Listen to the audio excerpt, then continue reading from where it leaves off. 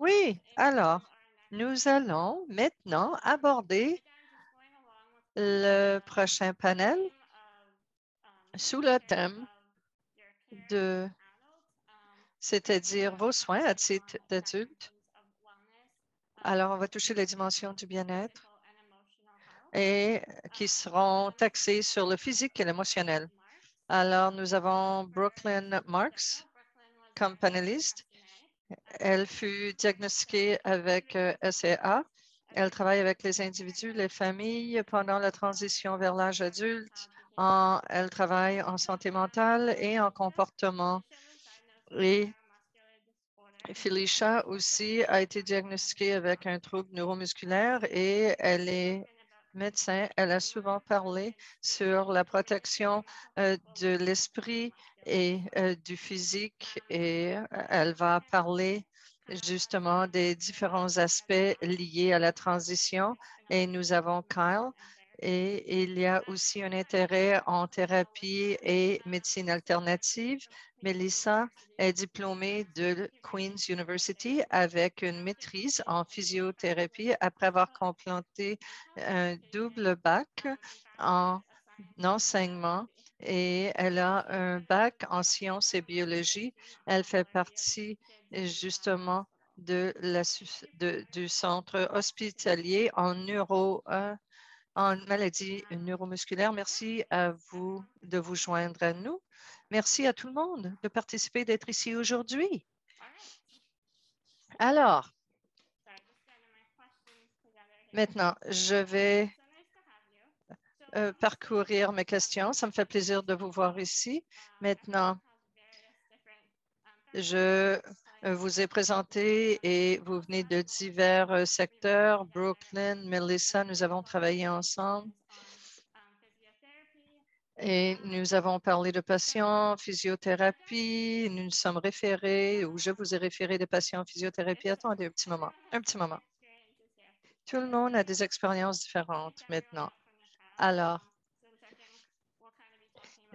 puisqu'on va parler de différentes choses ici, alors Brooklyn, je vais vous poser la question sur les ressources. Ma question est la suivante. Quelqu'un avec une maladie neuromusculaire, nous avons abordé cela au cours des séances précédentes, mais c'est sûr que les interactions avec les médecins sont au sujet de la vie avec une maladie ou un trouble neuromusculaire. Alors, en matière de santé mentale, comment est-ce que quelqu'un avec un trouble neuromusculaire peut justement s'occuper de sa santé mentale? Quelles sont les ressources disponibles How do we find someone that pour nous pour discuter de la santé mentale et de trouver quelqu'un qui pourrait possiblement comprendre ce que nous vivons?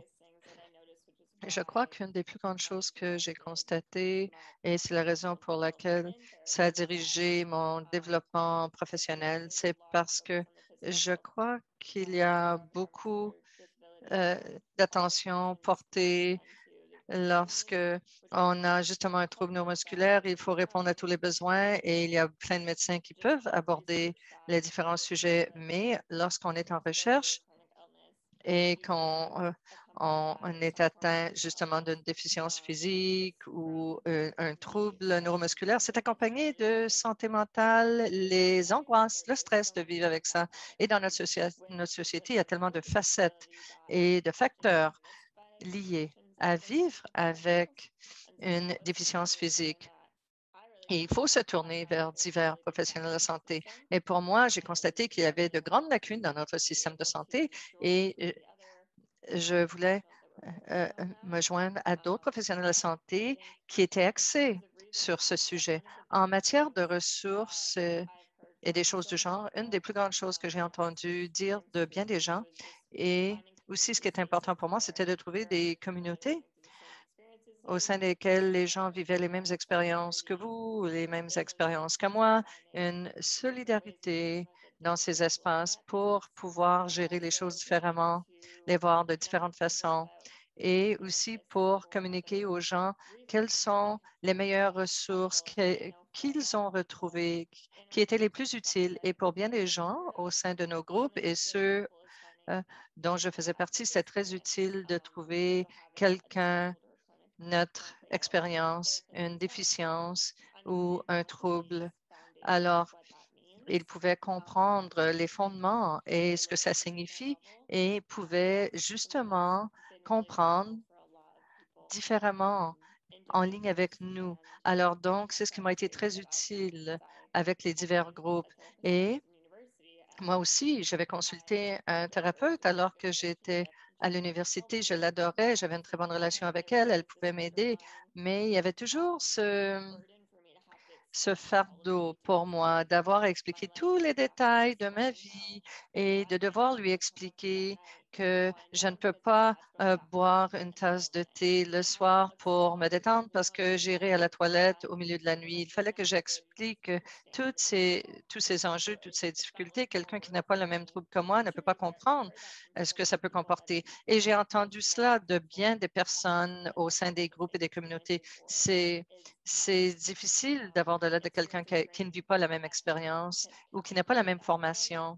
Et, et il faut leur indiquer le tout et qu'ils comprennent notre expérience.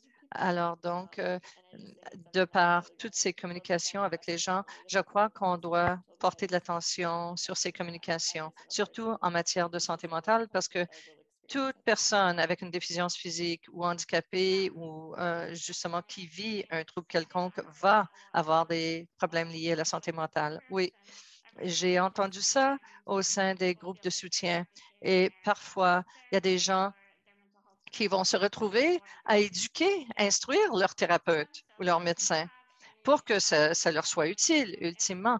Et je ne sais pas si vous avez la réponse à cette question, mais est-ce que vous avez des conseils ou des ressources pour que quelqu'un puisse trouver un thérapeute ou un professionnel en santé mentale? Oui.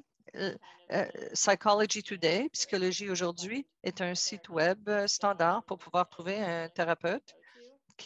Ça, c'est un site web qui est très utile et vous pouvez inscrire, taper quelque chose ou recourir au filtre pour faire des recherches. Et ça, ce sera axé justement sur les diverses maladies ou les troubles. Et il y a aussi des centres de vie autonome qui ont des ressources dans leur région. Il peut y avoir des thérapeutes.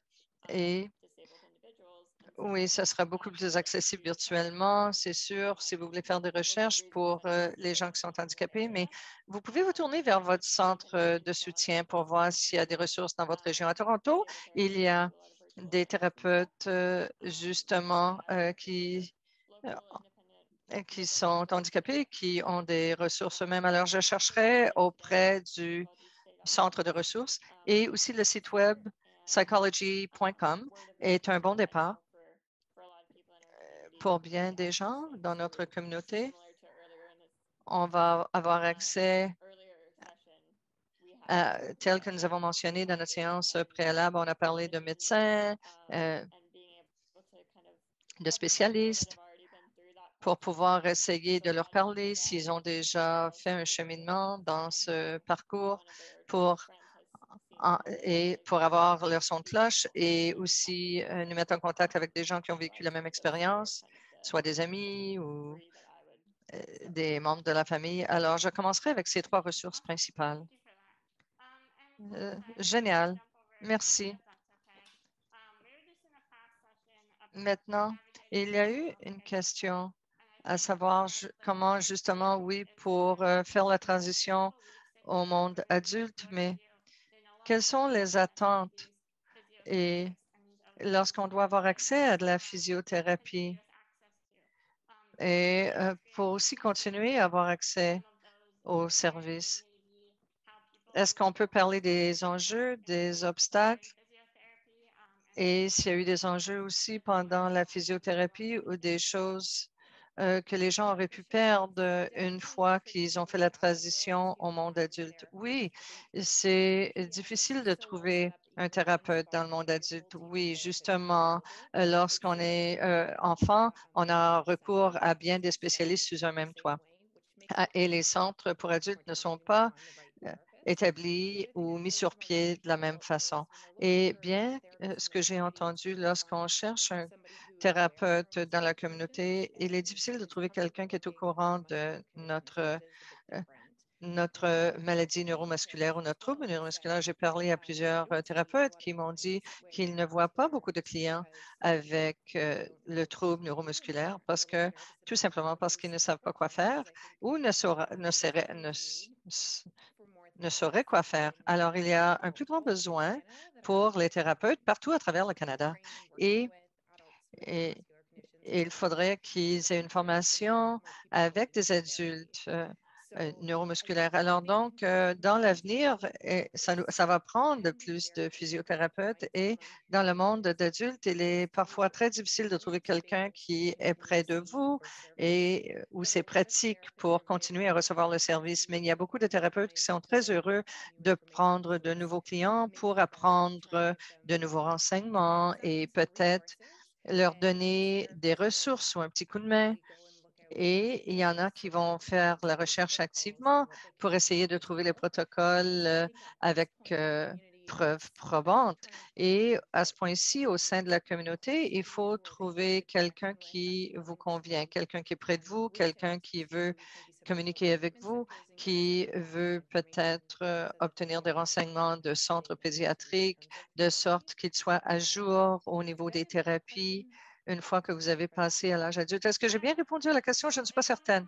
Oui. Alors, si quelqu'un voulait trouver un physiothérapeute dans sa communauté, est-ce que vous avez des suggestions?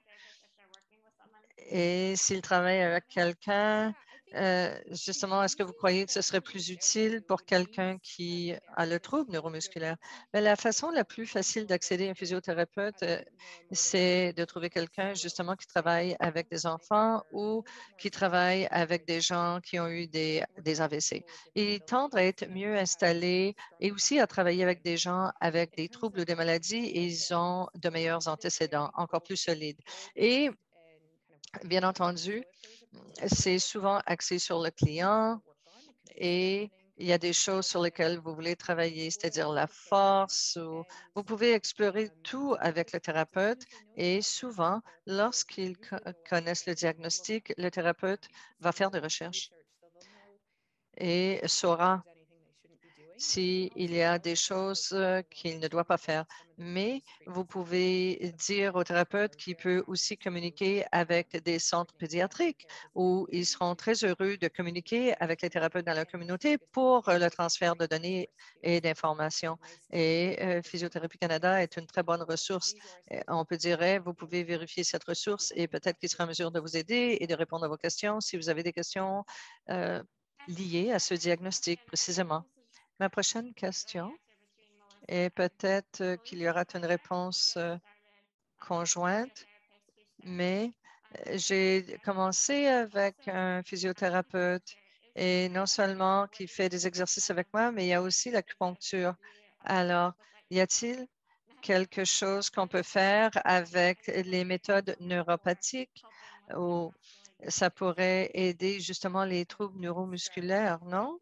Je peux débuter. Je crois que c'est génial d'avoir toute une équipe de gens qui peuvent aider parce qu'on veut traiter le corps dans l'entier. Ce n'est pas juste de faire bouger les muscles, c'est aussi nous assurer que les muscles peuvent bouger au mieux de leur capacité. Alors, c'est très important de communiquer avec tout le monde parce que ensuite les professionnels seront dans la meilleure position pour vous aider à atteindre vos objectifs et pour être en mesure d'avoir la souplesse ou d'être disponible et d'avoir le meilleur fondement pour commencer à travailler, c'est l'idéal. Et souvent, ça provient de diverses professions pour voir ce qui va fonctionner le mieux pour vous.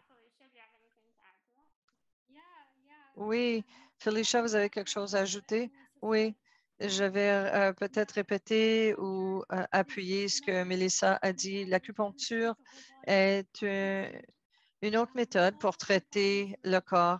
Et souvent, un naturopathe, un physiothérapeute, un ostéopathe vont travailler souvent ensemble dans des cliniques multidisciplinaires.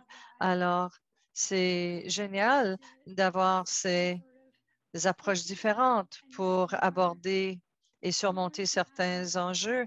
Et plus ils sont nombreux, mieux ce sera parce que c'est super efficace. Et ça devient devient beaucoup plus populaire maintenant à titre de solution de rechange également. Et c'est génial de pouvoir accéder à cela. Et maintenant, Kyle, je sais que vous avez des pensées, vous avez eu ces pensées sur les médias sociaux et aussi pour essayer la médecine chinoise. Vous pouvez décrire vos expériences pour les méthodes de médecine alternative? Oui, tout à fait. Une des choses que Victoria a mentionné que j'ai essayé, oui, j'ai essayé beaucoup de choses, et surtout avec la médecine chinoise. Et oui, c'est-à-dire l'acupuncture et le saignement et aussi cupping. Ce sont trois choses que j'ai essayées et mes expériences variaient beaucoup et surtout dû au fait, oui, de ma force peut-être et de ma circulation sanguine dans mes pieds ou les spasmes dans le dos, dans les hanches. Essentiellement, cette approche holistique en fonction du corps, c'est définitivement mon approche. Et essayer de nouvelles choses, oui, c'est bonifié. Et je crois que tout le monde ici devrait tenter de chercher des solutions de rechange ou une médecine alternative pour que le corps se sente bien et en santé. Merci pour cela, Kyle. Et de façon importante, j'aimerais vous parler de technologie, d'équipement. Est-ce que vous pouvez parler de ce que vous faites et le genre de technologie qui pourrait aider les gens justement au-delà des traitements? Courtney, oui, je travaille pour DMC. Je suis spécialisée en service en Ontario, en service spécialisé, et nous parcourons le pays, mais je suis située en Ontario ici et nous travaillons avec des clients partout à travers le Canada qui se sont réunis pour nous enseigner en quelque sorte comment ils peuvent travailler pour nous et euh, l'apprentissage est très important. Nous apprenons continuellement de nos clients. Alors, donc, il y a des commandes vocales. On peut parler à Alexa qui est derrière moi, qui, j'espère, ne saisit pas ce que je suis en train de dire. Et voilà, elle vient de répéter ce que je viens de dire.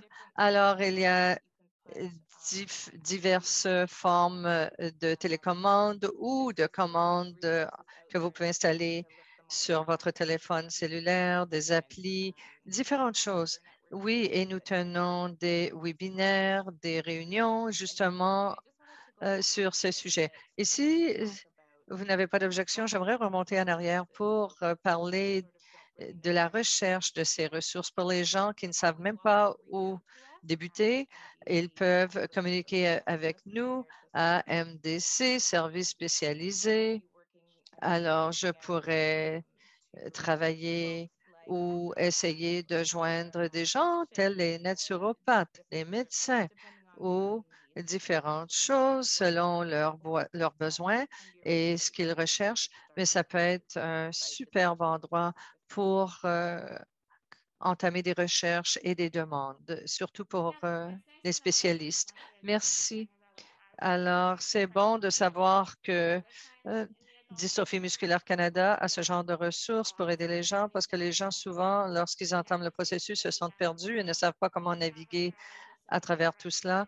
Ils vont dire, on a déjà un neurologue et notre inhalothérapeute et ça ne comporte qu'une petite partie, une partie infime ou minime de notre santé. Alors, il nous faut gérer beaucoup plus que ces petits aspects de notre santé. Oui, et ça peut être très accaparant et on veut aider les gens justement à euh, naviguer le processus et parfois ça peut sembler plus grand et il y a peut-être quelqu'un qui pourrait avoir reçu le même diagnostic, mais les gens sont différents. On est là pour aider à personnaliser les prochaines étapes. Super. Et maintenant, Yumira, il y a une question dans le clavardas pour Brooklyn. Vous pouvez la trouver? Oui, la question est la suivante. Avec la pandémie, cette personne parle de son expérience justement à surmonter l'anxiété, le stress et voulait que vous élaboriez à ce sujet, à savoir si c'est justement un modèle ou si vous avez déjà rencontré cela. Oui. Et essentiellement, je veux dire, en général, toute la population en général a vu une augmentation liée aux défis de santé mentale, liés à divers facteurs, les finances, la sécurité, le bien-être, l'isolation, l'isolement, le confinement. Alors, toute personne ont besoin de soins, telles les personnes atteintes de troubles neuromusculaires. Non seulement êtes-vous vulnérable aux effets de la pandémie, vous êtes aussi incapable de contrôler ou de gérer qui vous voyez parce que on compte sur d'autres personnes, d'autres professionnels qui doivent donner des soins qui ne sont pas en mesure de le faire et c'est un défi pour n'importe qui au sein de la communauté qui reçoit des soins à domicile. Il y a cette couche supplémentaire de ne pas pouvoir gérer son espace. C'est très difficile et c'est quelque chose que notre communauté a dû surmonter en plus des autres facteurs. L'approvisionnement des fournitures médicales et le coût supplémentaire, manquer des rendez-vous médicaux était un grand défi pour bien des individus, les gens qui ont des rendez-vous routiniers qui ont été écartés ou reportés parce qu'ils n'étaient pas urgents ou des traitements en physiothérapie qui ont été retardés qui a une incidence sur votre santé médicale et c'était douloureux, c'était lourd et c'était très euh, présent avec la pandémie et ça ne s'est pas nécessairement amélioré. Et maintenant, c'est juste qu'on en parle un petit peu moins. Alors, merci d'avoir mentionné cela. Alors, donc, oui, lorsque on essaie de se manifester ou de s'ouvrir, en fait, c'est pas facile, les gens sont nerveux et oui, le fait de retourner à la normalité dont tout le monde parle, euh, est-ce vraiment possible d'y retourner, à savoir si on sera en mesure de le faire? Et oui, définitivement, c'était une grande composante, un très grand facteur. Melissa, il y a une question au sujet de l'hydrothérapie, l'aquathérapie. Est-ce que vous pouvez parler, relater votre expérience pour ce qui est des troubles neuromusculaires? Si les gens ne peuvent faire cela à la maison, à moins qu'ils n'aient une piscine intérieure ou un bain tourbillon. Oui, la thérapie de piscine en général, l'hydrothérapie, oui, on éprouve une grande liberté lorsqu'on est dans l'eau et les gens peuvent bouger librement, contrairement à lorsqu'ils ne sont pas dans l'eau. Et c'est un excellent endroit pour s'y trouver dans l'eau pour plein de raisons. Et on peut faire toutes sortes d'activités dans l'eau si on veut travailler justement sur la souplesse, la flexibilité, les mouvements, si on veut renforcer les muscles et on veut faire de l'exercice physique. Alors, il y a beaucoup d'avantages d'être dans l'eau et ça peut réduire, amoindrir la douleur en raison de la pression contre l'eau. C'est différent justement de porter des bas de compression alors qu'on a de l'inflammation et tout. Alors, on va mieux dormir, mieux respirer. Alors, j'appuie l'hydrothérapie à 100 C'est un outil extraordinaire. Maintenant, si vous avez une piscine à la maison, pour commencer, vous pourriez toujours communiquer avec un thérapeute pour obtenir un programme, à savoir ce que vous pourriez faire, dépendamment de la piscine ou de l'installation et de l'équipement que vous détenez pour débuter des activités. Il y a des gens qui ont des piscines à eau tiède ou plus chaude. Et il y a des piscines de thérapie à eau tiède dans la région de Toronto et c'est génial. Les gens ont accès à cette installation et l'eau tiède est plus facile, permet les mouvements plus facilement. Et on reste au chaud, ou on n'est pas au froid. Et je crois que les instituts CARI est un site web extraordinaire pour trouver des thérapeutes en matière de thérapie aquatique ou hydrothérapie. On pourrait vous aider aussi à trouver des installations ou des piscines dans votre région ou d'autres thérapeutes dans votre région qui pourraient vous aider à mettre sur pied un programme pour que vous puissiez débuter. Mais la piscine est un endroit génial. Vous pouvez aller là, vous pouvez y aller avec votre famille, vos amis, avec vos pères dans l'eau, ce qui est bien. Je crois que la plupart des corps peuvent apprendre à nager, dépendamment des activités de mode de vie. Je crois que c'est un très bel endroit, sûrement. Merci, Melissa.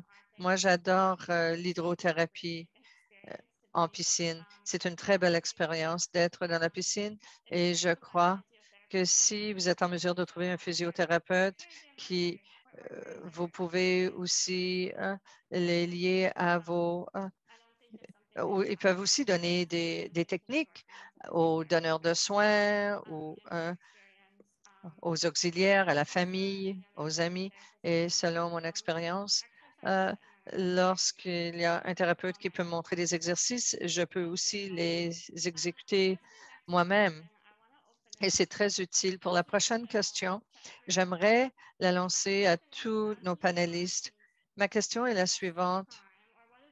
Comment trouver ou quel est votre conseil pour que quelqu'un puisse gérer tous ces autres aspects de leur santé?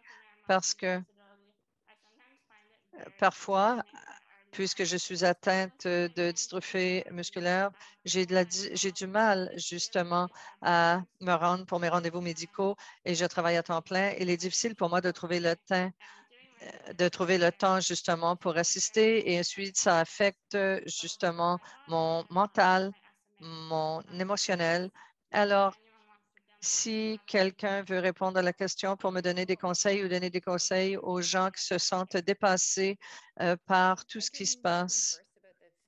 Oui, pour ce qui est de la physio, en matière de physiothérapie à titre d'adulte, ça touche plutôt les objectifs précis sur lesquels vous voulez travailler et comment les atteindre. Pour bon nombre d'adultes, s'il y a des domaines que vous trouvez difficiles, sur lesquels vous voulez vous améliorer, prenez le temps d'aller voir un physiothérapeute pour prendre des techniques et pour savoir ce qui se passe et aussi essayer de trouver des solutions pour les intégrer à votre vie. Tout le monde est occupé. Vous n'aurez pas le temps de vous asseoir et de mettre en pratique un programme de physiothérapie en minutes ou en heures.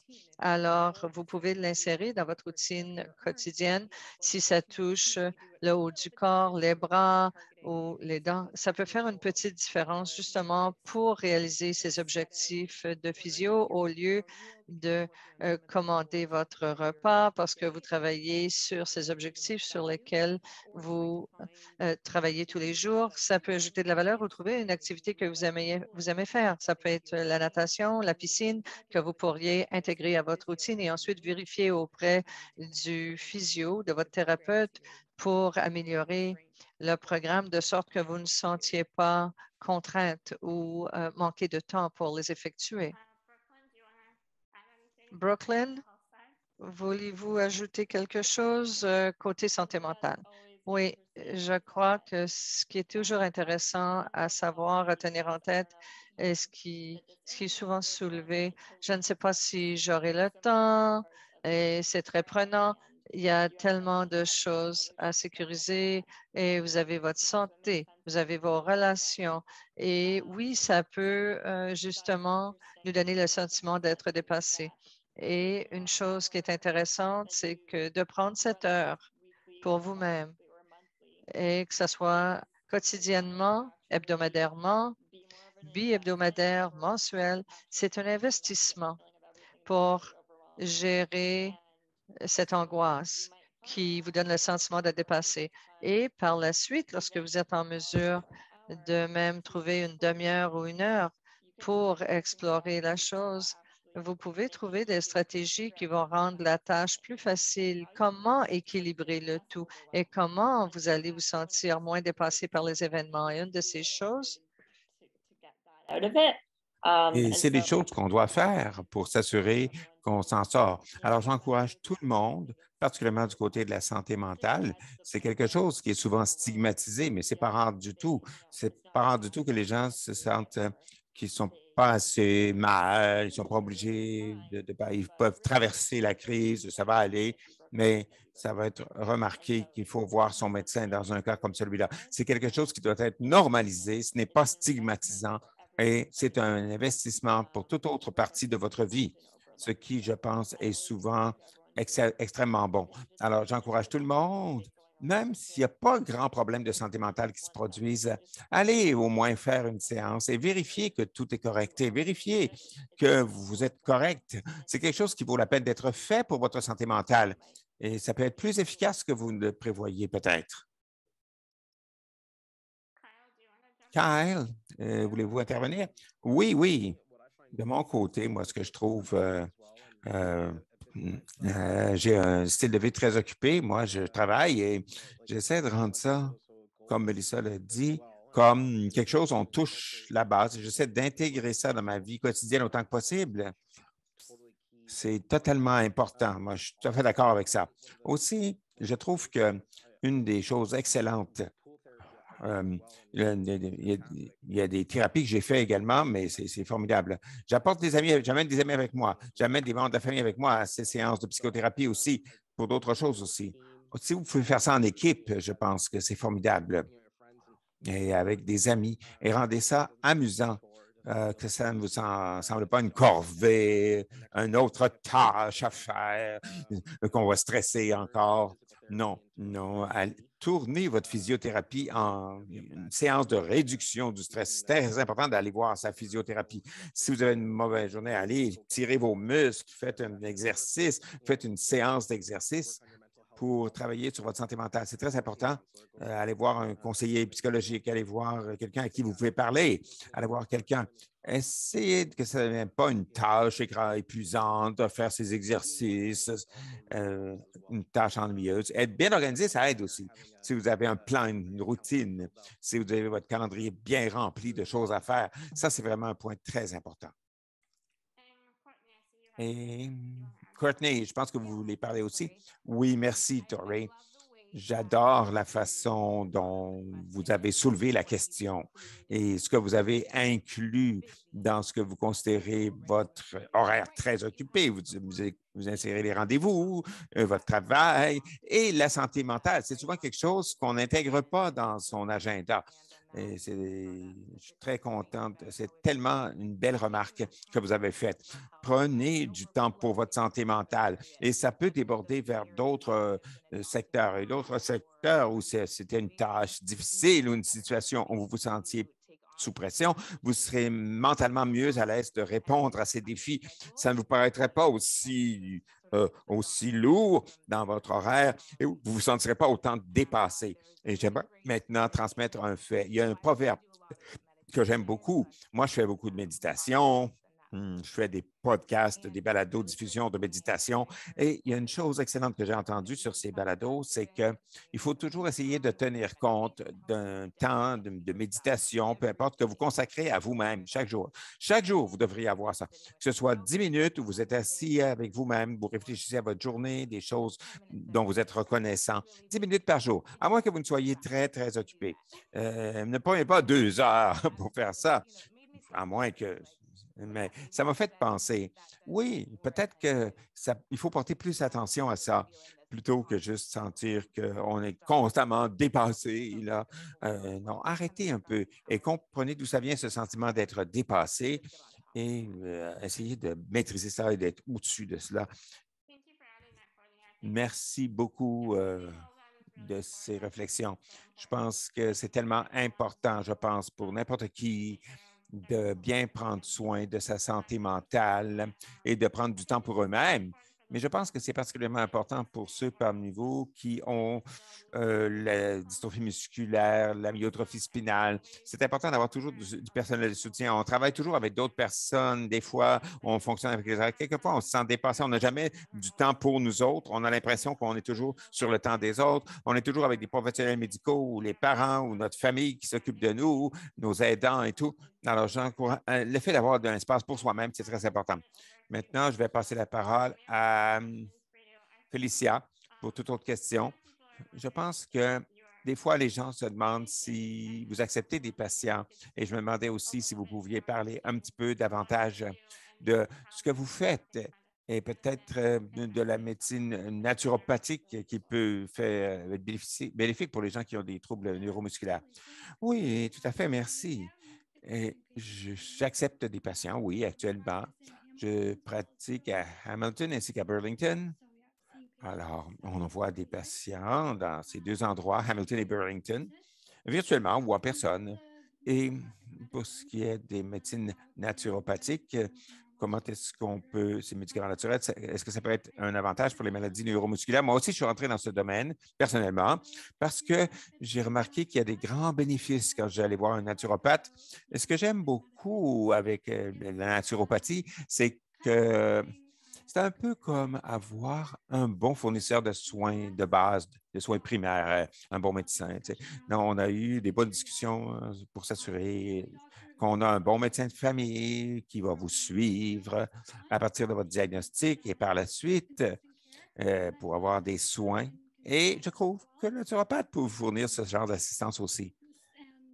Et on utilise quelques modalités de traitement différentes, comme l'acupuncture qui a été mentionnée déjà, les médecines herbales, des herbes. On fait beaucoup de counseling sur le régime alimentaire et le style de vie aussi. Euh, et c'est difficile de gérer tous les rendez-vous. On peut se sentir dépassé.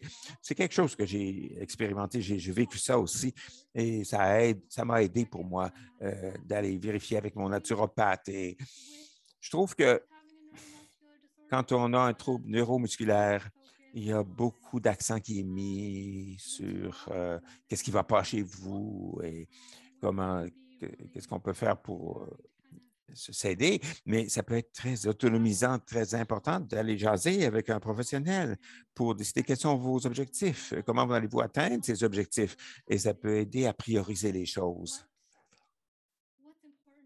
pour voir qu'est-ce qui est important, qu'est-ce que vous devez faire dans votre semaine de plus important et laisser de côté des choses qui ne correspondent pas bien avec vos objectifs, laissez-les tomber cette semaine-là peut-être. Alors, je trouve que c'est bien d'avoir une personne supplémentaire dans l'équipe qui connaît tous mes antécédents, tout mon historique, mon histoire de vie. On peut converser quelquefois. Je dois aller à mon rendez-vous avec la naturopathe, avec toutes mes lettres de tous mes spécialistes. Et je m'assois avec ma naturopathe et je dis, bon, OK, passons à travers ça ensemble et trouvons quelle sera la prochaine étape ensemble. Et ça, c'est très bien d'avoir ce genre de personnes dans votre équipe, de votre côté, pour avoir un traitement supplémentaire aussi du côté de naturopathie, avec des herbes, de la nutrition aussi. Merci, Félicia. Oui, ça semble absolument formidable. Hmm. Je parle de naturopathe personnellement, mais ça a l'air très, très avantageux d'avoir quelqu'un dans votre équipe qui va travailler, qui va s'occuper de vous et qui va voir avec votre bien-être, pas seulement le côté respiratoire ou autre chose. Merci beaucoup. Et maintenant, est-ce que je peux demander s'il y a une question? Je vais regarder dans le chat. Omira, oui, il y a une question. Beaucoup de personnes apprécient beaucoup cette conversation qui parle du bien-être et de la prise en charge de vos troubles neuromusculaires de façon holistique. Et quelquefois, ils mentionnent aussi que la lacune, c'est pour la gestion de la douleur et la gestion de la fatigue aussi.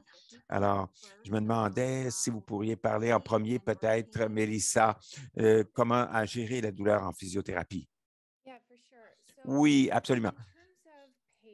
Pour ce qui est de la douleur, il y a beaucoup de techniques thérapeutiques différentes qu'on peut utiliser pour minimiser la douleur selon l'endroit où se trouve la douleur et la cause sous-jacente de cette douleur.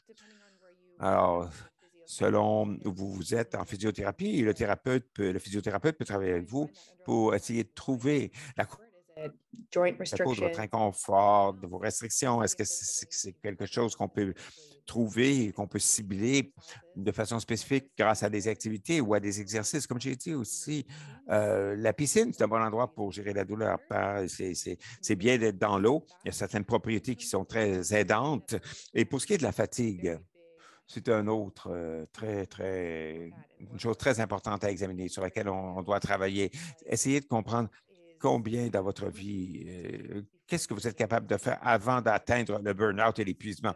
Vous voulez faire les activités qui sont importantes pour vous, mais le physiothérapeute peut vous aider à dire, OK, qu'est-ce que vous allez faire pour conserver un peu votre énergie, pour faire les choses les plus importantes de votre journée ou quelles sont certaines autres activités que vous pouvez faire pour bâtir une certaine force, une certaine endurance qui pourra vous aider à atteindre vos objectifs à long terme et pour vous permettre d'accomplir les tâches, quelles qu'elles soient.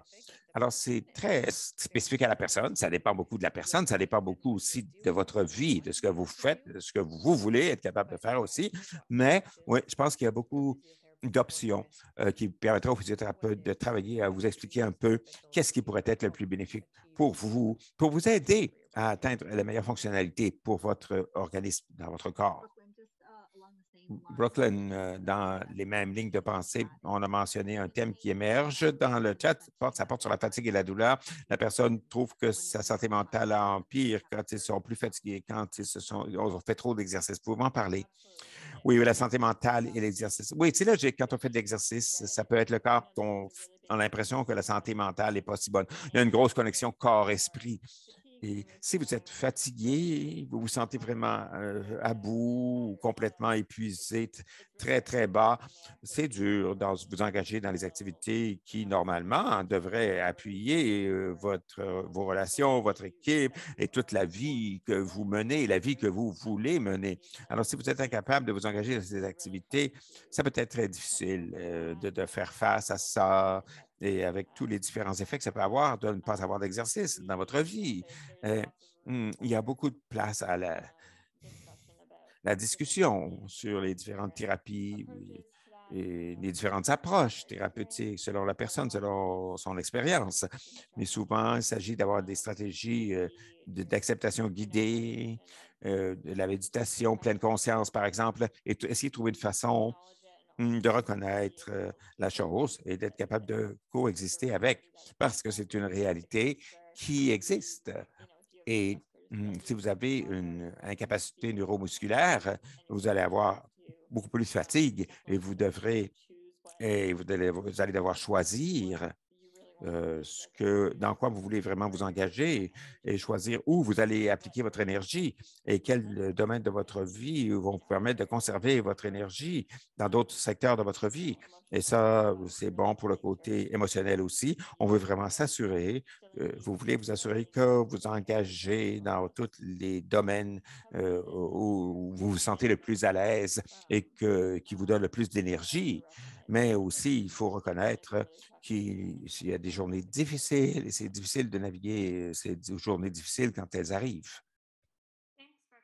Merci, Brooklyn. Il nous reste environ 3 minutes maintenant. Je voulais simplement poser une question. Dans le système adulte, je trouve qu'il y a beaucoup de barrières pour essayer de naviguer à travers les services de santé mentale ou la thérapie de counseling ou les services de la naturopathie. Il y a aussi, je voudrais parler des barrières financières parce qu'on n'a pas tous le même accès au financement pour avoir tout ce qui existe comme ressources. Alors, je ne sais pas si c'est une question pour vous ou si n'importe qui veut intervenir. Courtney, veux-tu intervenir? Y a-t-il des ressources financières auxquelles on peut avoir accès pour permettre d'avoir accès à tous ces services pour les personnes qui ont des troubles neuromusculaires? Oui, ça me fera plaisir de briser la glace là-dessus. Je sais que, bien sûr, la pandémie a été surtout négative, mais il y a eu des points positifs qui en sont ressortis, c'est-à-dire qu'on a vraiment changé notre accent vers la santé mentale et il y a plusieurs programmes qui sont devenus disponibles selon l'endroit où vous vivez, votre expérience de vie. Les gens peuvent se qualifier quelquefois pour un programme, quelquefois, d'autres peuvent se qualifier pour un autre programme. Il s'agit de regarder ce qui est disponible au niveau des spécialistes de service. J'essaie toujours de recueillir toute cette information et de la collecter pour que je puisse la transmettre à mes clients. Bien sûr, venez me voir ou allez voir votre spécialiste de service et on pourra vous aider à chercher ce que vous cherchez. Si on n'a pas l'information pour votre endroit où vous vivez, il y a des choses qui sont disponibles en ligne. Il y a des programmes à l'échelle de la nation aussi qui sont disponibles. Et il s'agit de déterminer qu'est-ce que vous cherchez, quels sont vos buts, et il faut partir de là. Kyle, vous voulez dire un dernier point là-dessus? Ensuite, notre temps sera échu, il faudra passer à autre chose. Oui, beaucoup de personnes oublient que beaucoup des villes, des municipalités ont d'excellents services. Si vous êtes sur le ODSP, si vous êtes à faible revenu, si vous êtes sur le bien-être social, ils ont des prix réduits pour les activités. Et dans certains cas, dans certaines municipalités, ils ont des programmes de mise en forme dans l'eau, des programmes de mise en forme en général. Alors, il s'agit d'aller là et de poser beaucoup de questions parce que vous allez être surpris. Combien de programmes de soutien existent au niveau des villes, des municipalités pour les personnes handicapées? Merci, Carl. J'avais pensé à ça comme source de financement. Merci. Et merci à tous nos panélistes de s'être joints à nous. Ce fut une excellente séance et je pense que maintenant, nous allons entrer au panel sur travailler avec une incapacité, accommodement et trouver votre carrière de rêve.